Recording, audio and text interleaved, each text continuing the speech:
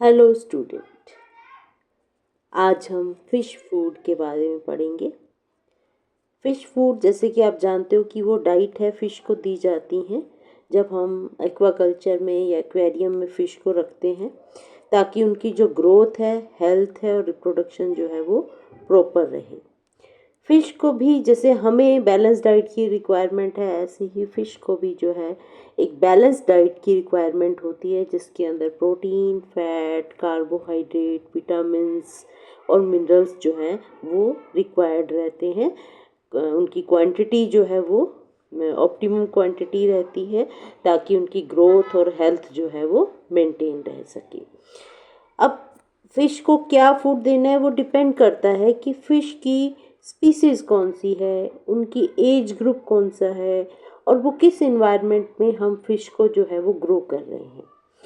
अगर हम न्यूट्रिशनल उसकी रिक्वायरमेंट की बात करते हैं, बहुत इंपॉर्टेंट क्वेश्चन है कि what are the nutritional requirement of a fish, तो आपने उसमें प्रॉपरली ये बताना है कि जैसे प्रोटीन है, प्रोटीन जो होते हैं वो एसेंशियल होते हैं ग्रोथ के लिए, टिश्यू की रिपेयर के लिए और एंजाइम प्रोडक्शन के लिए। प्रोटीन की रिक्वायरमेंट जो है वो डिपेंड करती है कि फ़िश की स्पीसीज़ कौन सी है और उनके फीडिंग हैबिट्स क्या हैं। ठीक है, अगर कार्निवोर्स फिश होगी तो उसको आप देखेंगे उसकी जो प्रोटीन की रिक्वायरमेंट होगी वो ज़्यादा होगी। ठीक है, अबाउट एग्जांपल लें तो 30 से 35% जो है वो राहू की अर्ली स्टेज की फ़िश के अंदर इतनी प्रोटीन की रिक्वायरमेंट होती है।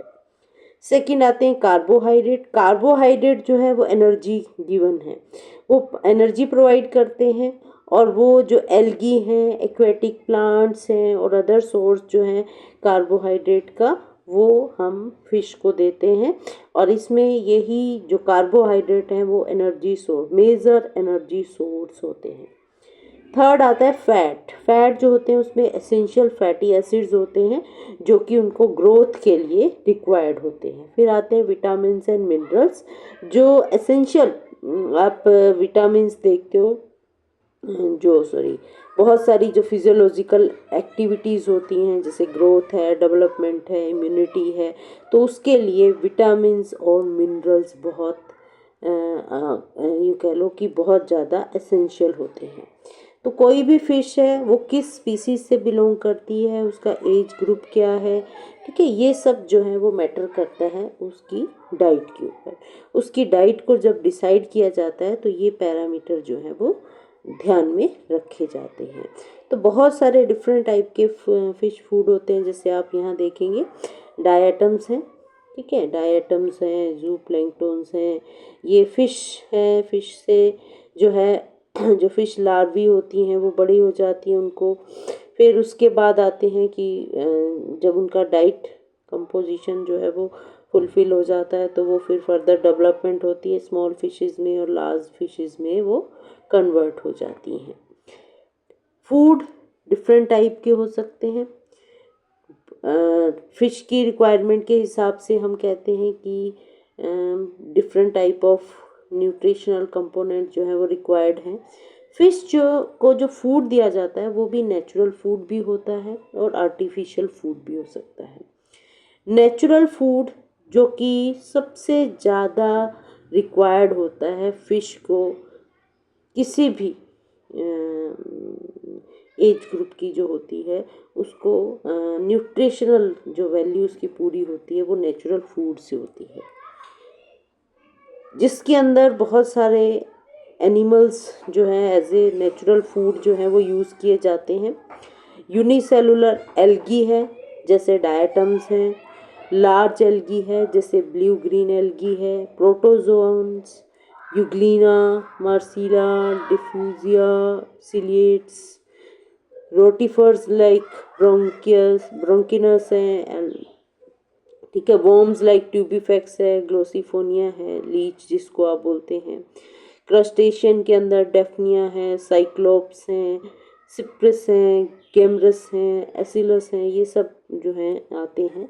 इंसेक्ट के अंदर जो हैं काइनोनोमस इंसेक्ट जो होते हैं, मोलस्क, प्लेनो पेलोनोर्बिस, लिमनिया, एलुडीना, फाइसिया, ये सब जो हैं वो मोलस्क, ये जितने भी ऑर्गेनिज्म हैं ये नेचुरल फूड क्रिएट करते हैं फिश के लिए। अब हम देखेंगे कि सोर्स क्या है। अब हमने बताया इतने सारे ऑर्गेनिज्म हो सकते हैं, बहुत सारे फाइटोप्लैंक्टन्स हैं, जू प्लैंक्टन्स हैं जो कि फूड, नेचुरल फूड का काम कर रहे हैं। तो वो सोर्स है वो कहाँ से आते हैं? जो फूड ऑर्गेनिज्म होते हैं वो फिश पॉन्ड तक पहुँचते हैं। बहुत सारे डिफरेंट वे हो सकते हैं, जैसे वाटर जो यूज़ कर रहे हैं हम, पॉन्ड में जो पानी जब डाला जाता है तो उस पानी के साथ आ जाते हैं। कुछ सिस्ट हैं प्रोटोजोन्स के, और एग्स हैं रोटीफर्स के, वॉर्म्स हैं, क्रस्टेशियन हैं, जो कि जब हवा चलती है तो उनके साथ जो है वो पानी पॉन्ड के अंदर जो है पहुंच जाते हैं। कुछ बॉटम सॉइल के अंदर जो है पेरिनेटिंग सिस्ट होते हैं प्रोटोजोआ के, कुछ हाइबरनेटिंग मोलस्क्स होते हैं, ठीक है, जो लार्वी होती हैं वो जो बॉटम सॉइल के अंदर पॉन्ड के बॉटम सॉइल में देखने को मिलते हैं। बहुत सारे इंसेक्ट हैं जैसे ड्रैगन फ्लाई हैं, डैमसल फ्लाई है, हमारी मे फ्लाइज हैं, जिनके लार्वी जो हैं वो अपने एग्स जो हैं वो पॉन्ड के सरफेस के ऊपर जो है वो ले करती हैं और वो फिर लार्वी में कन्वर्ट हो जाते हैं।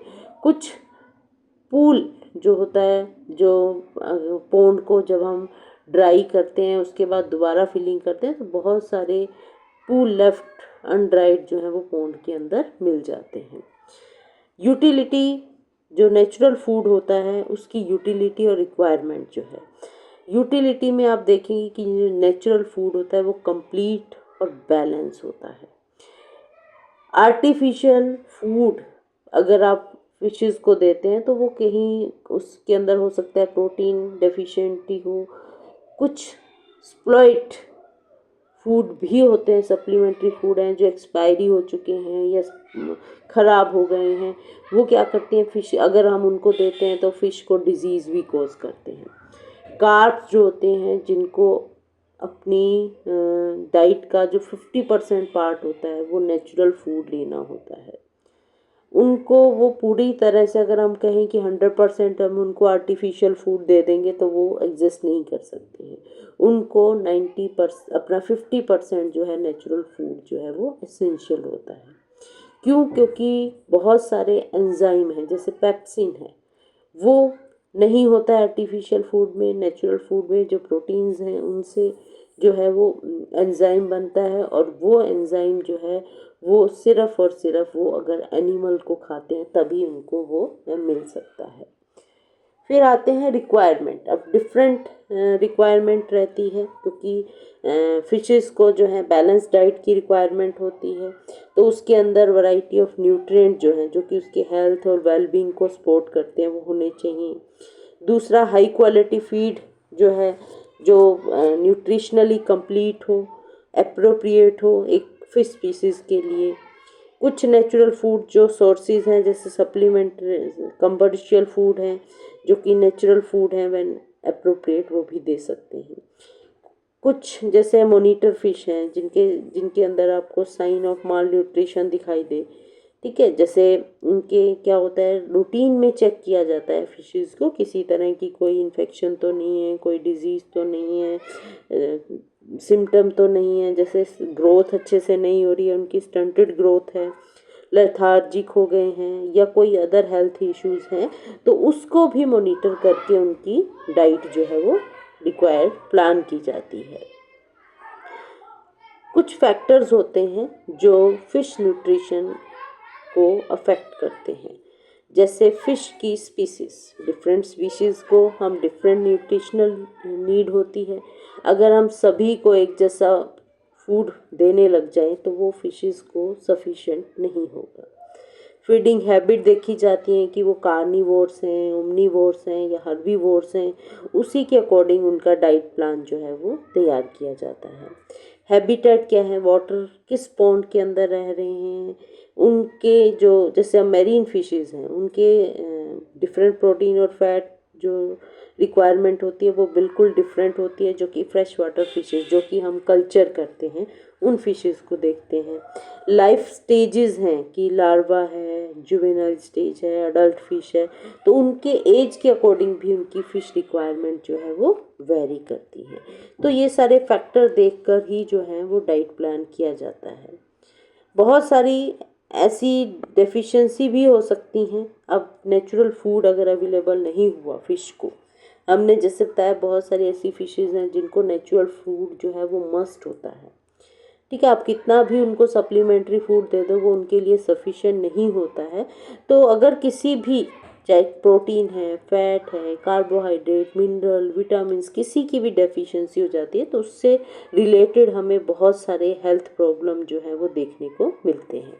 प्रोटीन और अमीनो एसिड बहुत ज़्यादा रिक्वायर्ड हैं ग्रोथ के लिए, रिपेयर के लिए, इम्यून सिस्टम को मेंटेन करने के लिए। अगर इनकी डेफिशिएंसी हो जाती है तो स्टंटेड ग्रोथ हो सकती है, उनकी जो एपेटाइट है, भूख है, वो कम हो सकती है और वीक हो सकता है उनका इम्यून सिस्टम, जिसके कारण वो इन्फेक्शंस के प्रोन हो जाते हैं। ठीक है, डेफिशिएंसी अगर एसेंशियल अमीनो एसिड्स की हो गई, जैसे ट्रिप्टोफैन है, मिथ्योनिन है, वो भी स्केलेटन डिफॉर्मेलिटीज़ को कोज करता है, जिसमें कैटरैक्ट्स हैं, रिड्यूस ग्रोथ रेट्स जो हैं वो हो सकती हैं।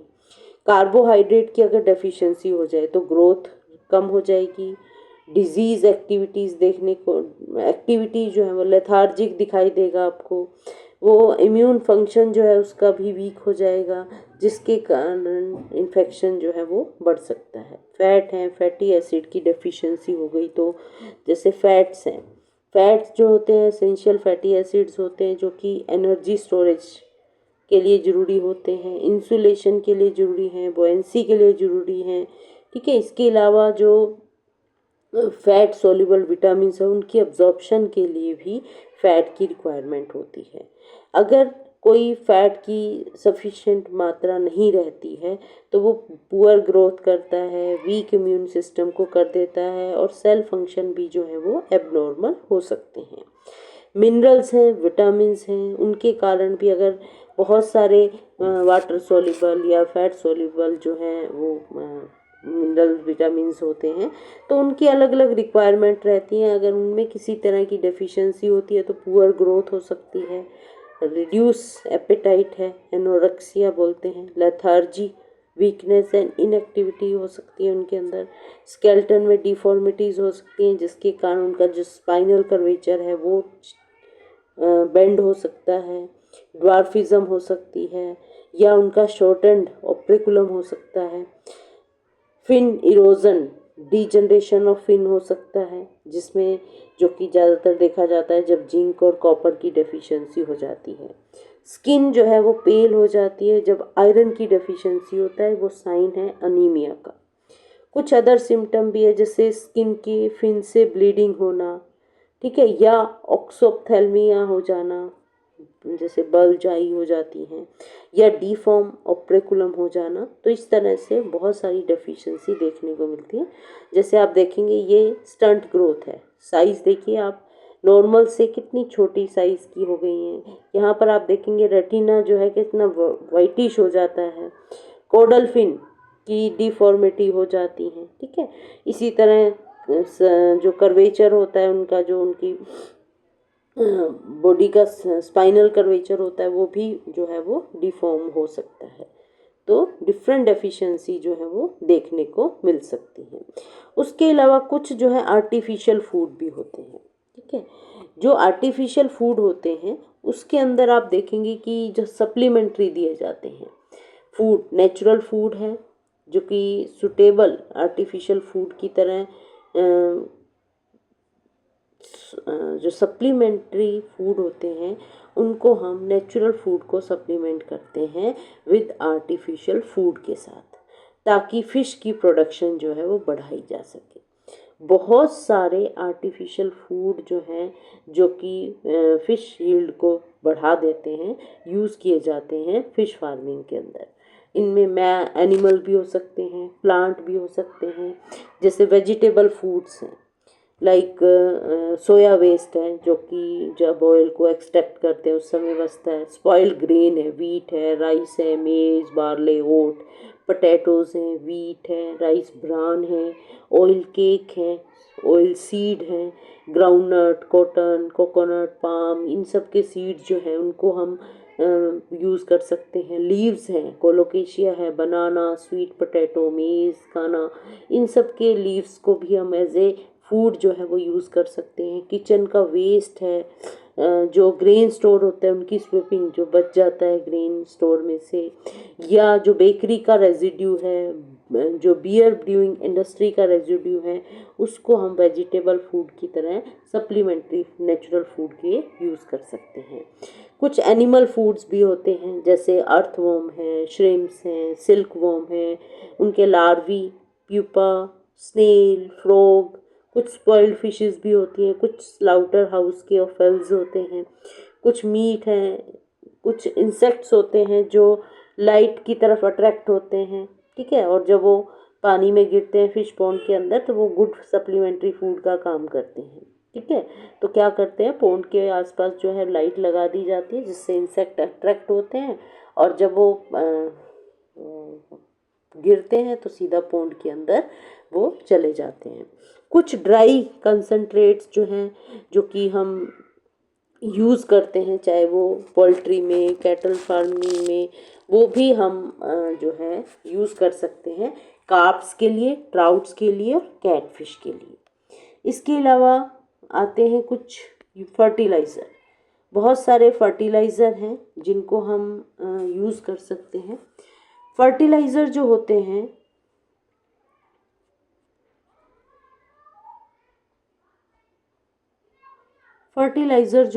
अब आप देखिए फिश प्रोडक्शन में को प्रमोट करते हैं, ठीक है। उनका एक्शन जो है इनडायरेक्ट होता है, वो डायरेक्ट नहीं काम करते, वो न्यूट्रिएंट प्रोवाइड करते हैं जिसके कारण जो फाइटोप्लैंक्टन्स होते हैं, प्रोड्यूसर्स हैं, उनकी ग्रोथ हो जाती है और वो सपोर्ट करते हैं कंज्यूमर को, एनिमल को, ठीक है, जिसके कारण प्लांट और एनिमल पॉपुलेशन जो है वो बढ़ जाती है और वो नेचुरल फूड का काम करते हैं।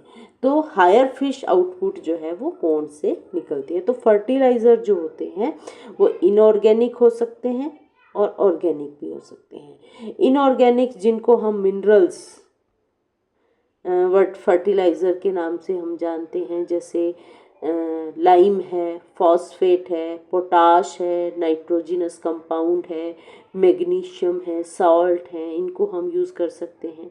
जो ऑर्गेनिक फर्टिलाइज़र होते हैं जिसके अंदर मैन्योर्स आते हैं, ये मैन्योर्स जो होते हैं कंपोजिट डंग, कैटल डंग्स हो सकती हैं, लिक्विड जो कैटल फार्म का या सीवेज का, उसको हम यूज़ कर सकते हैं। ऑर्गेनिक फर्टिलाइज़र को प्रेफर किया जाता है क्योंकि ये इजीली अवेलेबल होते हैं, चीप होते हैं, ठीक है, इनका जो है आसानी से मिल जाते हैं और सिंगल मेन्योर जो है सारे न्यूट्रिएंट प्रोवाइड कर देता है। ये इम्प्रूव करते हैं बॉटम मड को, बैक्टीरियल ग्रोथ को प्रमोट करते हैं, जू प्लैंकटन की प्रोडक्शन को बढ़ा देते हैं और ये जो इनऑर्गेनिक आप फर्टिलाइज़र यूज़ करते हैं उनकी इफ़ेक्टिवनेस को भी इंक्रीज़ करते हैं। तो बहुत सारे डिकम्पोजिंग जो आपके ऑर्गेनिक मैन्योर हैं वो यूज़ किए जा सकते हैं और बहुत सारे जब फिश पॉन्ड बनाए जाते हैं उसमें भी देखा जाता है कि पॉन्ड को जब हम बनाते हैं तो सबसे पहले उसमें फर्टिलाइज़र ही डालते हैं पॉन्ड के अंदर, ठीक है। उसके बाद बहुत सारी जो प्रिपरेशन करते हैं, हम वीड्स को बाहर निकाल देते हैं, जो फ्लोटिंग है सबमर्ज वीट है उनको निकाल देते हैं। सीवेज का जो रॉ सीवेज है वो भी हार्मफुल होता है फिशेस के लिए, उनको भी हम पहले ट्रीटमेंट देते हैं कंप्राइजिंग सेडिमेंटेशन, डाइल्यूशन, और फिर उसको हम फ्रेश वाटर के साथ करते हैं ये सब, और फिर उसमें से जो सीवेज क्योंकि फॉस्फोरस और नाइट्रोजन से रिच होता है उसको हम एल्गी ग्रोथ के लिए यूज़ कर सकते हैं। लाइम जो होता है बहुत अच्छा, सबसे बेस्ट जो है वो पीएच को मेंटेन करने के लिए यूज़ किया जाता है पॉन्ड वाटर के अंदर, सॉइल के अंदर। ये डिसइंफेक्टेंट का भी काम करता है, डिप्लीशन ऑफ ऑक्सीजन को भी चेक करता है, ऑर्गेनिक मैन्योर की एफिशिएंसी को या इफेक्टिवनेस को जो है वो बढ़ा देता है। तो लाइम जो है बहुत ही एसेंशियल होता है फिश फार्म पॉन्ड के लिए। तो ये था आपका आर्टिफिशियल फूड डेफिशिएंसी के कारण क्या क्या हो सकते हैं। Thank you.